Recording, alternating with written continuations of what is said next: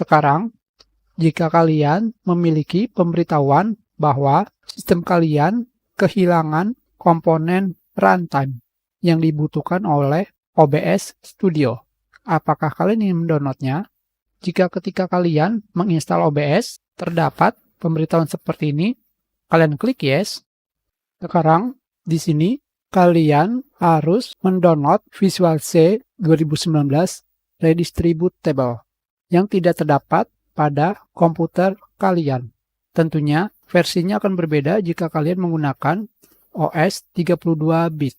Jika kalian menggunakan Windows 8, kalian juga bisa menginstalnya lewat Windows Update atau dengan mendownloadnya manual seperti ini. Sekarang kita klik untuk mendownloadnya. Ukurannya 14,2 MB. Kalian klik Save File. Kalian pilih Save. Kita tunggu sampai proses download selesai. Sudah selesai. Sekarang kita akan pergi untuk menginstalnya. Klik 2 kali pada instalasi Visual C 2019 yang baru saja kita selesai download.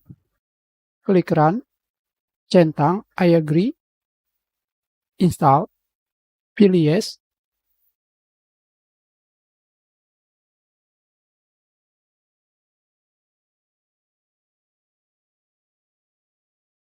Sudah selesai.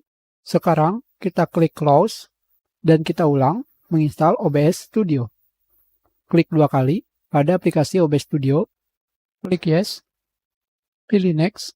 Sekarang jika kalian memiliki pemberitahuan seperti ini, komponen DirectX pada sistem kalian tidak ada dan OBS Studio membutuhkannya.